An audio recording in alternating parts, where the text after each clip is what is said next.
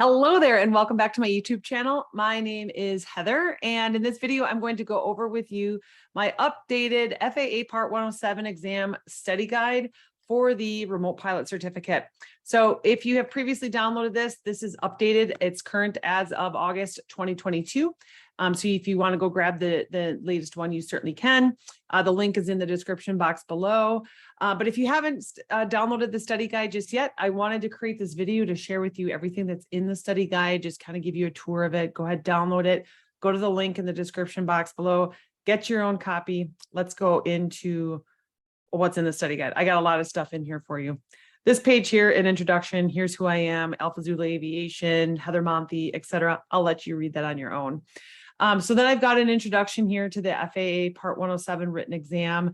This is an exam. This guide that I have created for you is not meant to replace any of the study materials that you have out there, but rather what I did is I took all of the different free resources. Some are paid, but most of them are free resources that you can get from the FAA, directly from the FAA, to help you prepare for this exam.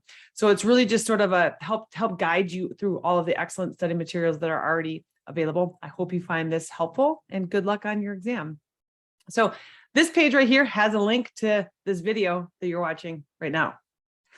And so let's go into how to pass the FAA Part 107 written exam. So the only way to pass this exam is to be very well prepared. It is a multiple choice exam, and the FAA frequently modifies those test questions to prevent people from sharing them. So you're not going to find any answers to the questions in this particular guide, but you're going to use this guide as a supplement to your studies. But however, that being said, I do suggest that you take some practice exams that are out there. I suggest ASA and GLIME. I've got two links there for you. They're to my Amazon store. I do suggest them. Those are the ones that I've always used. That is a paid resource, but I highly, highly, highly recommend it. I think King Schools also has some free online exams that you can practice with as well. But the idea with the practice exams is it helps getting you thinking about taking the test and preparing your mind for actually taking that test. And so to prepare yourself for taking that test, I give you a couple of different study tips that as you're going through these study questions, how to just go through them. So the first thing here is to familiarize yourself with the exam format. Obviously, we know it is a 60-question multiple choice exam. You have 2 hours to complete the exam, and you must get at least a 70% or better to pass the Part 107 exam. So you need to understand that to begin with. Then so when you're going through the practice questions, and also while you're doing this on the test, and remember, you're getting prepared to take that test, that you need to make sure that you understand the question. Where is that question coming from? So take a moment and really read what you think what it is that they're really looking for in that. So then it helps you to eliminate any sort of incorrect answers that are not even relevant to the question. So make sure you read the question very carefully so that you understand exactly what it is that they're looking for. And then you're going to read all the answer choices before selecting an answer. This is a test strategy. You'll get a couple different options on that exam. Read through them all, okay? Because you might get to one, you're like, yep, that's the right answer. But then you might get to another one, and then that one's an even better answer. So you want to make sure that you carefully read the question, but then also carefully read all of your options before you choose your answer. And then if you aren't able to figure out which one is the correct answer, one strategy that you can use is to sort of work backwards and eliminate the incorrect answers. So the ones that you know are incorrect, just eliminate those to begin with. And then so as you eliminate those, it's going to start to increase your possibilities of getting the right answer. So if you've only got 2 choices left, it's obviously statistically better than having 4 choices, right? So if you're not sure what that correct answer is, eliminate the incorrect answers first, and that might help you to see what is the correct answer for that exam. And then I also suggest and not all exams you should do this because some of them use dynamic testing, but as of right now, what you can do is you can mark test questions that you're not sure on. So if you're unsure of an answer, either mark it, give it an answer, but then mark it to come back to it later. I don't necessarily suggest to just completely not answer a question. If you don't know the answer, you should at least take a guess at it. So if you're not sure of an answer, you can come back to it later, answer all the questions that you know first, and then come back to the ones that you were unsure of. And make sure that you take your time. Remember, you've got 2 hours to complete this exam. There's no need to rush it. Read each question carefully and make sure that you understand it before you move on to the next question. And then just relax. Just the most important thing is to relax and stay calm. This test is not designed to trick you. It's not designed to be overly difficult. The FAA wants to make sure before you are doing commercial drone operations in the National Airspace System, they want to make sure that you understand safety implications, FAA regulations, all these things that are very important for you to know as you are operating a drone in the same airspace as manned aircraft. So as long as you have studied thoroughly, you're very well prepared, you should be able to pass this exam. And then, so the first thing what you'll want to do, and this is how this is true of any FAA certification, okay? They offer a set of airman certification standards, or called the ACS. And this is a document, and I have a private pilot one right here, but it's a document. This is for private pilot, but the remote pilot looks very similar.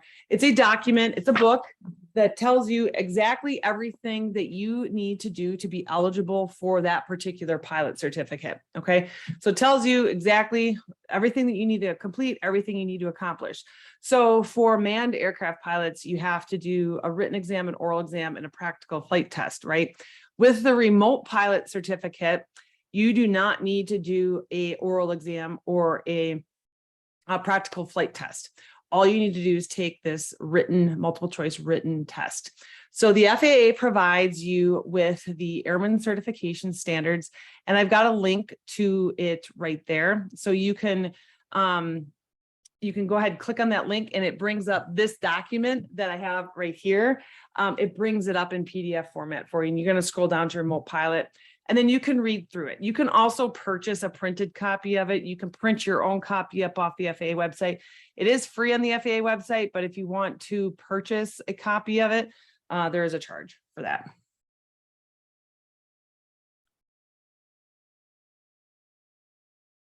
So the next thing here is the FAA does provide a free Part 107 Small Unmanned Aircraft Systems initial course that you can take through FAAsafety.gov.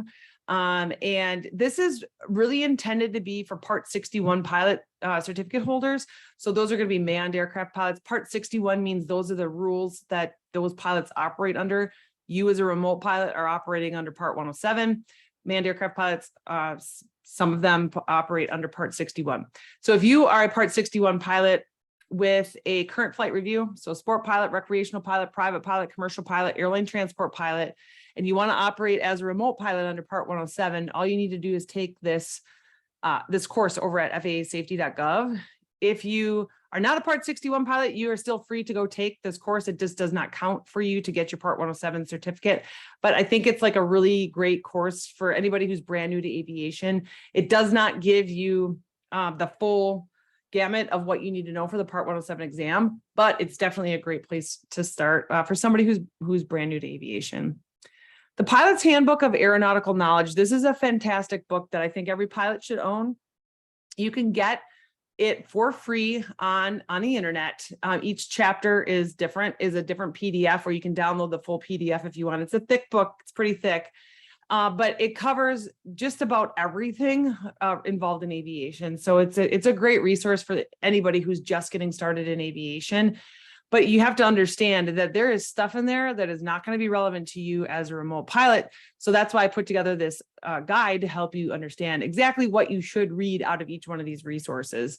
So for the FAA Part 107 exam, out of the Pilot's Handbook of Aeronautical Knowledge, you should read chapters 2, 11, and 14. And you can get PDF copies of those chapters. I got links for it here, or you can purchase a copy there. I also suggest this is just a book that any pilot should have. So if you have the ability, go ahead and make a purchase for it. Then you're going to want to actually read 14 CFR Part 107. It's 14 CFR is the Code of Federal Regulations, and Part 107 covers all of that's the rules that and regulations that small unmanned aircraft system pilots operate. Okay, so you need to know those regulations in and out. Anything in there is going to be fair game on the exam. So the FAA publishes a giant book each year, another really thick book, right? It's called the FAR AIM, and it's really 2 books in one. You don't need to purchase it. Again, everything's available online. But as somebody who's starting out, sometimes it's a great idea just to get it, read through it, put some tabs on there to tab out all the things that you need to study, you need to be aware of. Carry it around with you, read it. It's late Friday night reading. It's fun, right?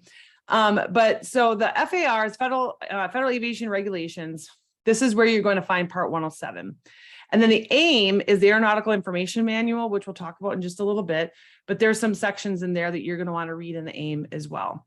So you want to know everything that's under Part 107, anything that's in there, any sort of rule regulation that's under 14 CFR Part 107 is fair game on the exam. So read those regulations.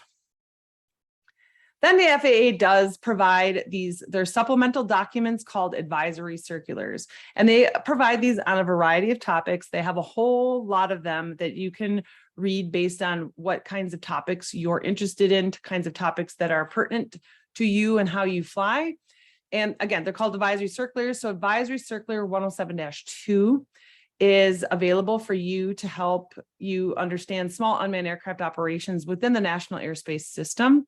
And so you can go ahead, you can download that guide, you can print it up, read it, put it on your Kindle, et cetera, and make sure that you read through Advisory Circular 107-2. Then the FAA also has published this Remote Pilot Small Unmanned Aircraft Systems Study Guide, and it's called FAA-G-8082-22, okay? And so you can go on the FAA's website. They have got all sorts of different manuals, handbooks, et cetera, listed on their website.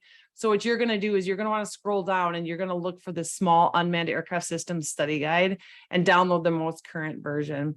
And so make sure you just read through that entire document, and so that you know all of the stuff that's going to be on your exam. Then, like I mentioned before, the FAA creates this a document or book called the FAR AIM. FAR is Federal Aviation Regulations. AIM is Aeronautical Information Manual. 2 books in one. The AIM is the lifeblood of any pilot, manned or unmanned. It's really good guidance for you as a pilot and how you should operate. They do offer this one for free as well. If you do purchase it, make sure that you, if you go into Amazon or Google or something like that, you can type in FAR AIM, but then type in the year. You don't want to this is published annually. So what you don't want to do is you don't want to get, it's 2022 right now. You don't want a 2020 copy. You don't want a 2021 copy. So make sure you get it for the current year. And then within the AIM, there's all sorts of different sections within the AIM. But for the Part 107 exam, I've got all the different sections here that you should study in the AIM. Chapter 3 is on airspace. Chapter 4 is on air traffic control, specifically sections 1, 2, and 3, services to all pilots, radio communications, phraseology and techniques, and airport operations. Chapter 5, you're going to want to study air traffic procedures. Chapter 7, the safety of flight, specifically sections 1, 5, and 6, meteorology, potential flight hazards, and safety, accident, and hazard reports. Also in the AIM, you're going to want to study Chapter 8, medical facts for pilots, specifically Section 1, fitness for flight. And then you also will study Chapter 9, aeronautical charts and related publications, specifically Section 1, types of charts available.